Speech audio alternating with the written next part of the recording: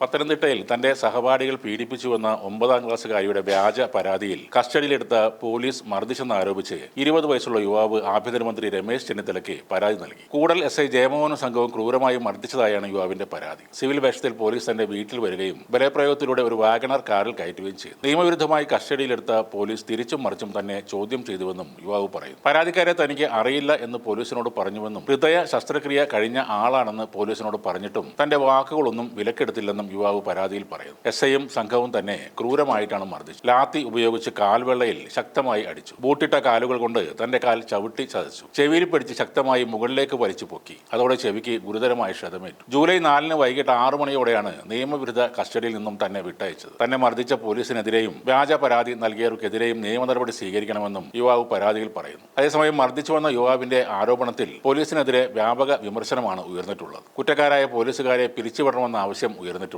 CPIM DYFI പ്രവർത്തകർ ഇന്ന് കൂടൽ police station ഉപരോധിക്കുന്നുണ്ട്. ഹൃദയ ശസ്ത്രക്രിയയ്ക്ക് വിധേയനായിട്ടുണ്ട് എന്ന് പറഞ്ഞിട്ടും പോലീസ് കേൾക്കാൻ തയ്യാറായില്ലെന്നും യുവാവ് വെളിപ്പെടുത്തുന്നു. തന്റെ അനുജനാണെന്ന് കരുതി തന്നെയാണ് പോലീസ് ആദ്യം കസ്റ്റഡിയിലെടുത്തതെന്ന് 20കാരന്റെ സഹോദരനും പറഞ്ഞിരുന്നു. സഹോദരനെ ജിമ്മിൽ നിന്നും പോലീസ് വിളിച്ചുകൊണ്ടുപോവുകയായിരുന്നു. പ്രായം ചോദിച്ചപ്പോൾ 28 വയസ്സാണെന്നും പറഞ്ഞു. സഹോദരൻ ഉണ്ടോ എന്ന് പോലീസ് ചോദിച്ചു. ഉണ്ടെന്നും അദ്ദേഹം വീട്ടിലാണെന്നും പറഞ്ഞപ്പോൾ പോലീസ് തന്നെയും കൂട്ടി വീട്ടിലേക്ക് പോയി. തുടർന്ന് അനുജനെ കസ്റ്റഡിയിലെടുത്തു. അതിന് പിന്നാലെ തങ്ങൾ രണ്ടുപേരെയും കൂടൽ പോലീസ് സ്റ്റേഷനിൽ കൊണ്ടുപോയെന്നും 28കാരൻ പറയുന്നു. പത്തനംതിട്ടയിൽ സഹപാഠികൾ പീഡിപ്പിച്ചുവെന്ന 13കാരിയുടെ പരാതി വ്യാജമാണെന്ന് പോലീസ് നേരത്തെ കണ്ടെത്തി. സഹപാഠികൾ പീഡിപ്പിച്ചിട്ടില്ലെന്ന് പെൺകുട്ടി മജിസ്ട്രേറ്റിനോട് വ്യക്തമാക്കിയിരുന്നു. സഹപാഠിയോട് തനിക്ക് പ്രണയം തോന്നിയെന്നും എന്നാൽ സഹപാഠി ആ പ്രണയം നിരസിച്ചതായും പെൺകുട്ടി പറഞ്ഞു. അതിന്റെ നിരാശയിലാണ് ഈ സഹപാഠികൾക്കെതിരെ പീഡന പരാതി നൽകിയെന്നും പെൺകുട്ടി പറഞ്ഞു. വൈദ്യപരിശോധനയിലും പെൺകുട്ടി പീഡനത്തിന് ഇരയായിട്ടില്ലെന്ന് വ്യക്തമായിരുന്നു. ശരീരത്തിൽ പരിക്കുകൾ ഏറ്റിട്ടില്ലെന്നും കണ്ടെത്തിയിരുന്നു. ശനിയാഴ്ചയായിരുന്നു ഈ കേസിന് ആസ്പദമായ സംഭവം. സഹപാഠികൾ പീഡിപ്പിച്ചതായി 9ാം ക്ലാസ് വിദ്യാർത്ഥിയായ പെൺകുട്ടി ചൈൽഡ് ലൈൻ പ്രവർത്തകരോട് വെളിപ്പെടുത്തുകയായിരുന്നു. തുടർന്ന് ചൈൽഡ് ലൈൻ പ്രവർത്തകർ ഈ വിവരം പോലീസിൽ അറിയിച്ചു. അതിന് പിന്നാലെ പോലീസ് പെൺകുട്ടിയുടെ 4 സഹപാഠികളെയും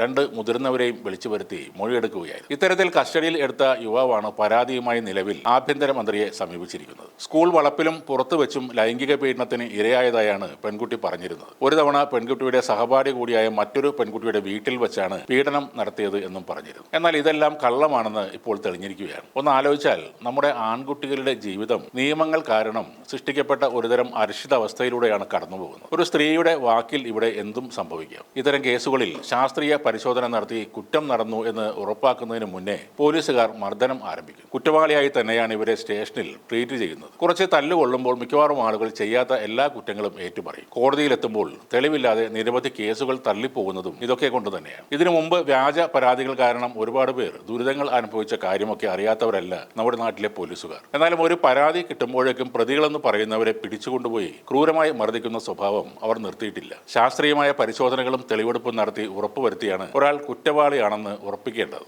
അതിനുള്ള കഴിവ് ഇല്ലാത്തതുകൊണ്ടോ അല്ലെങ്കിൽ സംവിധാനങ്ങൾ ഇല്ലാത്തതുകൊണ്ടോ പഴയ പോലീസിന്റെ ശൈലിയിൽ ഇപ്പോഴും തല്ലിയാണ് ഇവിടെ കുറ്റസമ്മതം നടത്തിക്കുന്നത്. ഇത്തരം വ്യാജ പരാതികൾ നൽകുന്ന പെൺകുട്ടികളുടെ പേരിൽ കർശനമായ നിയമ നടപടികൾ സ്വീകരിക്കാത്ത കാലത്തോളം ഈ വ്യാജ പരാതികൾ വന്നുകൊണ്ടിരിക്കും. അതുമൂലം തകരുന്നത് പാവപ്പെട്ട ചെറുപ്പക്കാരുടെ ജീവിതമാണ്. സ്ത്രീ സുരക്ഷാ നിയമത്തിന്റെ ഏറ്റവും വലിയ ദുരുപയോഗം നടത്തുന്നതും സ്ത്രീകൾ തന്നെയാണ്.